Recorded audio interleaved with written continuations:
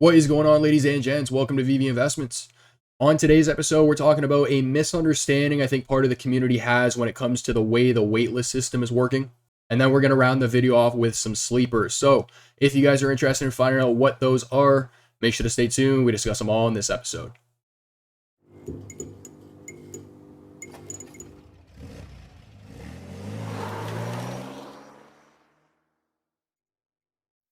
All right, so I've been seeing a lot of comments over the past couple weeks about people who have gone for 8 or 9 waitlist drops who haven't been able to land one. So I wanted to discuss exactly why this is happening and brush some of the arguments under the rug. Now, in terms of some collectibles that I think people are sleeping on, the goal of the video isn't to highlight every single one on the platform. The idea is to point out some opportunities that I see and some collectibles that I just think are flying under the radar right now. So today's video is broken down into 2 parts. So with that being said, let's start with part number 1. So as I just mentioned before, I've been seeing a lot more people making comments about how they're not hitting the drop as often as they were prior to the waitlist being implemented. Now, I understand that there's been a lot of bugs with this system so far, and especially when it comes to the whole 15-minute rebound. But one thing I think part of the community really needs to consider here is that, let's say hypothetically, we have 100,000 people going for a drop now, and we had 100,000 people going for a drop prior to the waitlist. Even though we have the exact same number of people going for a drop, there has been an increase in competition. Okay? Now, I understand there's people probably signing up at Comic-Con and there has been an increase in users. But for the purpose of this video and to keep things simple here, we're going to use a pool of 100,000 people. So for those who don't know how this waitlist system works, let's break it down. So prior to the waitlist system being implemented, a certain percentage of users on a drop would experience something called a latency delay. And the team has talked about this in the past. This was fully dependent on how far you were away from the servers they were using to run the drops. So again, using a pool of 100,000 people, out of the 100,000 people going for a drop, you had a certain percentage that had an advantage versus a certain percentage that had a disadvantage. The ones who had the advantage were the ones who weren't experiencing the latency delay. The ones who had the disadvantage were the ones that were. Now, we said latency a couple times now, so what does that all mean? A latency delay is a delay in the network's communication. So the further you are away from the server being used to run the drop, the longer it's going to take for that data to transfer across the network. So let's say hypothetically, VeVe is using a server that's somewhere around New York City, and you have somebody in South America going for the drop. Before the waitlist, they were experiencing a larger latency delay as opposed to somebody who was in North America who was closer to the server. Now, when it comes to those that were experiencing the latency delay, don't take them out of the equation, but push them to the back for a sec. Some of them might still land the drop, but the ones that were really the most competitive or the ones who were most likely to land it were the ones who weren't experiencing the latency delay, the ones that had the advantage on drop. So prior to the waitlist, this is what was happening before. There was not equal playing grounds. Now, this is how the waitlist system works. So you have 100,000 people to go for the drop. They have a certain amount of time to opt into that waitlist. That amount of time is going to be 25 minutes. 5 minutes before the drop happens, that waitlist is going to close. And then let's say the drop is 3,500 additions. Within the 5 minutes, 3,500 random wallets will be allocated that collectible out of the 100,000. Out of the 100,000 people, there isn't a percentage that has an advantage versus a percentage that has a disadvantage now. There's 100,000 people with an equal opportunity to land the drop, aka there is more competition with the same amount of people going for the drop as there was before. Remember when I said take the people who have the disadvantage on drop and just push them to the back? Don't do that anymore. You grab them and you bring them up front with you because everybody has that equal opportunity of landing regardless of how far away they are from the server. So I've heard people say, oh, I've gone for it 8 times, 9 times, haven't landed. I'm in Canada, I'm in the US. I haven't landed a single waitlist drop. Guys, it's not because it doesn't work. It's because the waitlist allocated the collectible to another account. It's as simple as that. You might have been somebody who had a slight advantage on drop who was only really competing with those who had an advantage on drop, right? And this is evident through community posts as well. We've seen a lot of people in Europe talk about the fact that they weren't getting drops before and now they've landed some on the waitlist. I saw people right after the Hulk drop talk about that they never landed a comic drop and now they got one because of the waitlist. It's people like that who, I'm not trying to be rude, but they were kind of out of the picture a little bit before because they were experiencing that delay. but now they're right up there with you, equal opportunity to land a drop because the waitlist provides equal playing grounds now.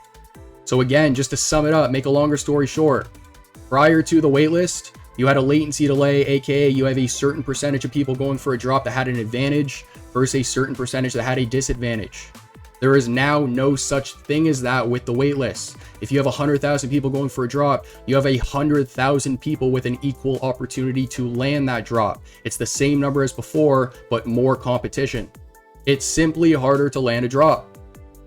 So maybe I just didn't see it, but I haven't seen this been brought up in the community so far, and I think it's something that people need to consider more because the waitlist system has actually changed your chances of landing a drop.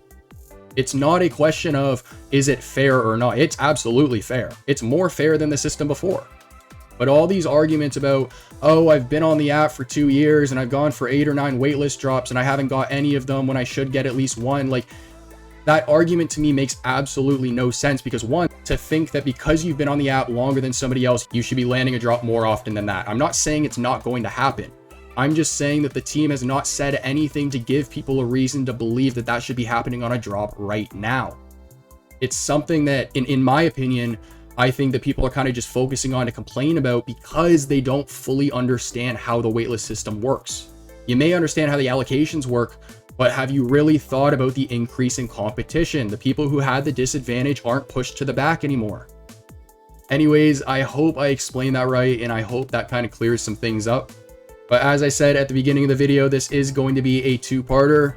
So let's now move into part 2. Let's talk about some sleepers on VeVe. So the first collectible we're talking about today might come as a bit of a surprise, but in my opinion, after a lot of research I've done, this actually might be one of the most underrated collectibles on the entire platform. So this is going to be one of the most popular monsters in Monster Hunter, and it's based off of the same, I have mantra in here. It's not supposed to be a mantra. I meant to change that word, but it's based off of a Japanese Raiju, which is known as a thunder monster. But it's also going to be the same thing that Pokemon's Pikachu is based off of, which is why it's so popular in Japan. Now, I don't know if you guys are familiar with why I'm so into Pili Fantasy Series 1, but I've mentioned about how David was on an AMA prior to that drop and how he was talking very positively about it. The same exact way that he was on an AMA talking about this with Captain VeVe. He even went as far as saying that this is like a partner statue to people in Japan. So after he said that, I did look into it a lot more, and I found out some pretty interesting things. So first, it's modeled after the same strike moves that you see in game. So there is going to be 2 in the set, an ultra rare and a secret rare. The secret rare, oddly enough, is not animated, but the ultra rare is, and the animations are the in-game strike moves. I also noticed that the quality on VeVe is much better than the in-game graphics, as you guys can see on screen. But on top of everything that I've mentioned here, he's also going to have a very low edition size and a super thin floor. So if we're talking about IP that's popular over in Japan, a place with a very large population and a completely different type of culture over there, an edition size of 1500 is very low. And despite the low edition size, the floor price is about 30 gems right now in the market. So I actually grabbed one of these myself the other day, and I am looking to stack a few more. Next up, I want to talk about the Cars poster with McQueen and Mater, and it's going to be the common variant in the concept art series. There's a low edition size, okay, less than 1500. There's a thin floor as a result of that. It's the only variant with Mater in it. It's one of the highest grossing movie franchises of all time. And considering it's one of the most successful movies for Pixar, if you compare the series to the Finding Nemo prices, which keep in mind are the exact same edition sizes, or I believe very, very close, the Cars set is going to be more expensive across the board. Why? More demand. So I do think that there's a good opportunity with this concept art, but I would be really curious to know from the team if they're planning on releasing more concept art for the series they've already released, or if they're just going to be introducing new concept art for movies they have yet to release. The third one I want to talk about is going to be Patrick Hughes. So Patrick Hughes is going to be an artist on the platform who I think has been swept under the rug a little bit. There's a lot of demand for his physical art, and he has actually achieved significant success and recognition in the art world. His works have been exhibited internationally in prestigious galleries and museums, and just like all the other pieces we did discuss, all of his pieces on the platform are going to have low edition sizes with thin floors. They're incredibly unique pieces. They look amazing in the vault. And of the people that have bought them up so far, it does seem like people are holding them. And the last collectibles we'll talk about today is going to be the Pixar Pals set. We've talked about them in the past. I want to highlight them again because I can't understand why these are so low. Don't let the edition sizes fool you, okay? I understand there's 14,000 Woodies. There's another, I think, 11,000 McQueens. In the grand scheme of things, those edition sizes will get eaten up. And they're also major first appearances, right? First appearances to characters in some of Pixar's most successful films ever. So I understand the market dropped and people left the platform, but these, in my opinion, are grossly undervalued. And I think long-term as well, you know, when we're walking around the VeVe'verse, a lot of people who weren't on the app when these drop, they're going to see these in other people's homes and they're going to wish that they were on the app when they drop so that they could have grabbed one. Ladies and gents, that's going to conclude today's episode. I hope you enjoyed.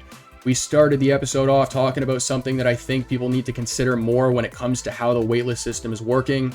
And that is the fact that there is no latency delay anymore, aka there is no group of people who have a disadvantage on the drop. They now have an equal opportunity, just like you. So I use the example of 100,000 people in this episode to show you guys that even if the number doesn't change, we have an increase in competition still for each drop now. But keep in mind that there are still people signing up at Comic-Con. So that will also drive the competition. Now, in terms of our next episode, I am going to be reviewing the Cavernous release article. So if you guys are interested and looking forward to that, make sure to tune in on Thursday. But if you guys enjoyed today's episode, make sure to like and subscribe. Comment down below what you want to see in a future episode. And as for next, I'll catch you then.